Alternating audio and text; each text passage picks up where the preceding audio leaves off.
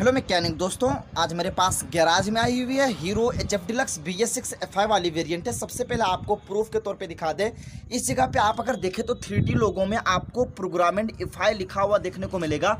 और गाड़ी में आज जो प्रॉब्लम लेके आई है, गाड़ी स्टार्ट नहीं हो रही है। तो आज की इस वीडियो में आपको हम बताने वाले हैं, जब भी आपके पास गैराज में BS6 की कोई सी भी गाड़ी लेके आते हैं और गाड़ी स्टार्ट नहीं होती है, तो 5 से 7 ऐसा स्टेप बताएंगे जो स्टेप को यूज करने के बाद 100% आपकी BS6 की गाड़ी स्टार्ट हो जाएगी। तो आज की ये वीडियो बहुत ही इंटरेस्टिंग होने वाली है। वीडियो अच्छी लगे वीडियो को लाइक कर दीजिएगा, शेयर कर दीजिएगा और मेरे चैनल को जरूर से जरूर सब्सक्राइब करके बेल आइकन को प्रेस कर दीजिएगा।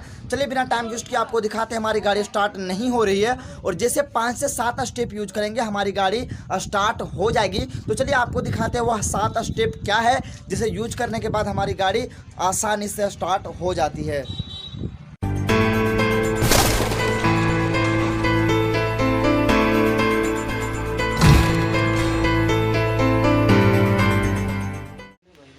तो मैकेनिक दोस्तों, यहाँ पे अगर आपको दिखाएं तो सबसे पहले अगर बाइक की किलोमीटर आप देखें तो मात्र 1043 किलोमीटर गाड़ी रन हुई है। और जैसे इग्निशन को ऑन करेंगे, इस जगह पे गाड़ी का अगर हम सेल्फ यूज करते हैं तो गाड़ी स्टार्ट नहीं होती, गाड़ी स्टार्ट नहीं हो रही थी। इसमें जो सबसे पहला 4 चीज़ों को अगर आप चेक कर लिए तो आपकी गाड़ी का प्रॉब्लम का 100% शॉर्ट आउट और सोल्यूशन निकल आएगा। पहला क्या है कि फ्यूल सप्लाई आपको चेक करना है, दूसरा आपको इसके सेंसर चेक करना है, तीसरा आपको रिले चेक करना है और चौथा इसका फ्यूज बॉक्स चेक करना है। तो सबसे पहले जब भी आपके पास कोई सी भी BS6 की गाड़ी आती है तो सबसे पहले आपको यह चीज़ चेकआउट करना है कि जैसे ही इग्निशन को ऑन करते हैं तो सबसे पहला कि फ्यूल पंप चल रहा है या नहीं।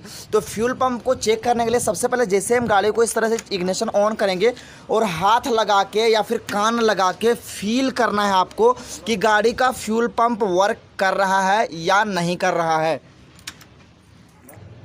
तो जैसा कि आपने एकदम बिल्कुल सही सुना कि 7 स्टेप में सबसे पहला जो स्टेप है आपको यह चेक कर रहा है कि जैसे हम गाड़ी का इग्निशन ऑन किए फ्यूल पंप, तो शायद ही आपको सुनाई दिया होगा कि इसका फ्यूल पंप जो एकदम प्रॉपर तरीके से चल रहा है। अब दूसरा स्टेप हमें ये चेक करना पड़ेगा कि फ्यूल पंप तो चल रहा है बट क्या फ्यूल की सप्लाई हो रही है या नहीं हो रही है, क्योंकि बहुत समय ऐसा होता है कि फ्यूल पंप चलने के बावजूद फ्यूल टैंक के अंदर फ्यूल नहीं होता है या फिर पाइपलाइन या पंप का जाम हो जाने से फ्यूल की सप्लाई नहीं हो पाती है। तो दूसरा स्टेप, क्योंकि अभी हम फ्यूल रिलेटेड चेक करेंगे, उसके बाद इंजेक्टर चेक करेंगे, उसके बाद करंट चेक करेंगे, उसके बाद स्पार्क प्लग चेक करेंगे, फिर सेंसर चेक करेंगे। तो पहला स्टेप हमारा फ्यूल पंप चेक करना है, दूसरा स्टेप हमारा फ्यूल की सप्लाई चेक करना है। तो चलिए फ्यूल की सप्लाई को हम चेक करते हैं। तो फर्स्ट स्टेप आपने देख लिया, फ्यूल पंप वर्क कर रहा है। अब इसका दूसरा स्टेप फ्यूल रिलेटेड 3 स्टेप होता है और 3 स्टेप इसके करंट रिलेटेड। अगर 3 चीज़ें इसकी चेक कर ली हैं इधर से और 3 चीज़ें इसके करंट रिलेटेड, तो ये गाड़ी 100% स्टार्ट होगी। दूसरा स्टेप आपको यह चेक करना है कि इसकी फ्यूल की सप्लाई हो रही है या नहीं। तो उसके लिए क्या करेंगे, यहाँ से इस तरह से हाथ से आपको इस तरह से पाइपलाइन को पुश करना है। इसका स्पेशल टूल भी आता है, अगर आप उसे परचेज करना चाहते हैं पाइपलाइन के लिए तो आप नीचे डिस्क्रिप्शन में लिंक है, वहाँ से आप खरीद सकते हैं। नहीं खरीदना चाहते हैं तो इस तरह से आप इसके पाइपलाइन को पुश करें और बैक के और खींचे। देखिए इजीली हमारा पाइपलाइन ओपन हो गया। अब यहाँ से कुछ फ्यूल वगैरह निकल रहा है बट हमें इस तरह से चेकआउट नहीं करना है। सबसे पहले इग्निशन को ऑन करेंगे और उसके बाद यहाँ पे चेक करेंगे कि प्रेशर के साथ इसके अंदर से फ्यूल की छिड़काव हो रही है या नहीं। तो चलिए इग्निशन को ऑन करें और हाथ में आप देखें इसका छिड़काव प्रॉपर होता है या नहीं होता है। तो इग्निशन को ऑन करते हैं तो आप देख पा रहे होंगे जैसे इसके इग्निशन को ऑन किए, इसका इंजन में जा रहा है। तो ये क्या है कि प्रॉपर तरीके से फ्यूल का छिड़काव कर रहा है, यानी दूसरे स्टेप में भी एकदम यह पास हो गई है, दूसरा स्टेप भी एकदम हमारा ओके है। अब हमें तीसरा स्टेप यह चेक करना है कि क्या इसका इंजेक्टर तो ब्लॉक नहीं हो गया है। ये BS6 की कोई सी भी बाइक आए, अगर यह स्टेप अगर आप यूज करते हैं इन फ्यूचर कभी भी आपके पास प्रॉब्लम नहीं आएगी। तो चलिए इसके इंजेक्टर को ओपन करते हैं और आपको हम दिखाते हैं क्या इसका इंजेक्टर ब्लॉक है या फिर सही है। इंजेक्टर को चेक करने का सटीक तरीका क्या है अभी इस वीडियो में आपको कवर करके बताते हैं। तो चलिए इंजेक्टर का यहाँ पे एक 8 mm का बोल्ट है, इसे ओपन करते हैं और आपको हम दिखाते हैं सप्लाई प्रॉपर तरीके से इंजेक्टर में है या नहीं है।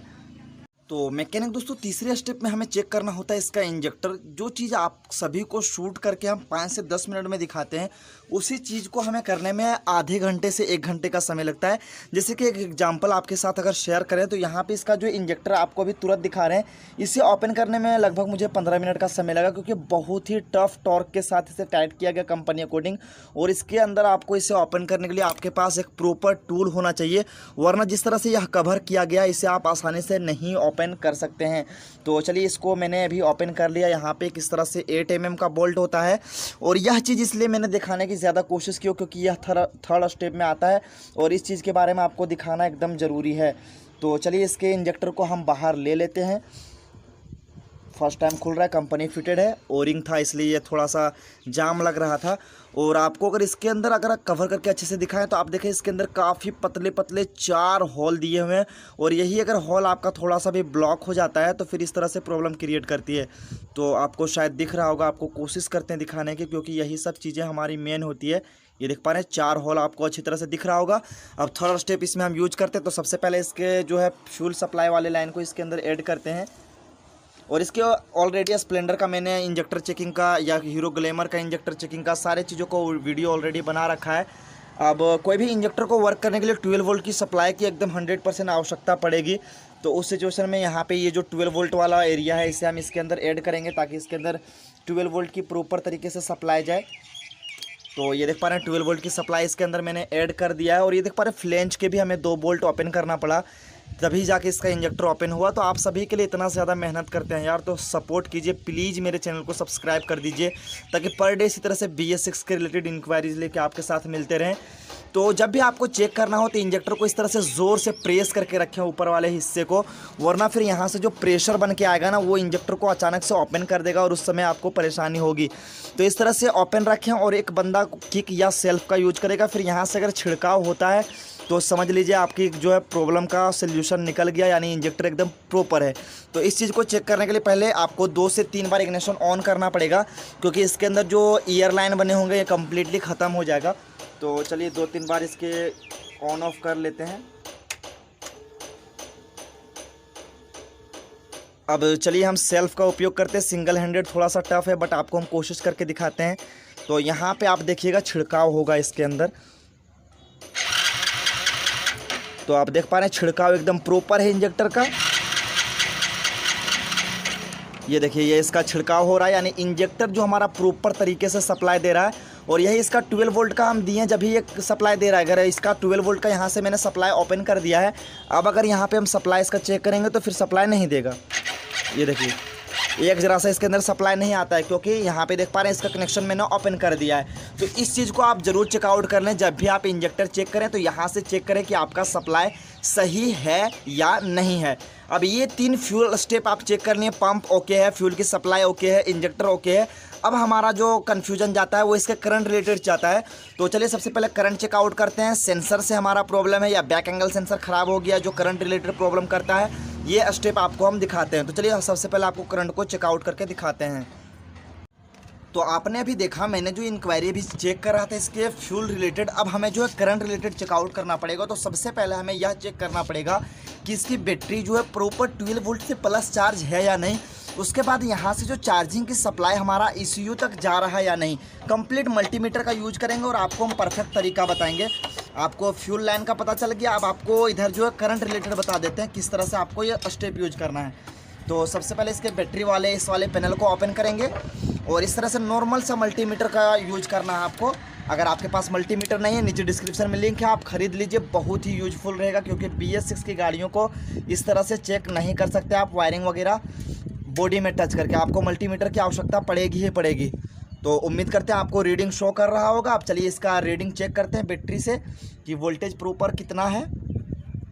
तो अगर आप देखें तो 12 वोल्ट की प्रॉपर सप्लाई है, और होना भी चाहिए क्योंकि इसका पंप चल रहा है, पंप सप्लाई कर रहा है, इंजेक्टर को वर्क करवा रहा है। तो 12 वोल्ट की सप्लाई यहाँ तक तो सही है।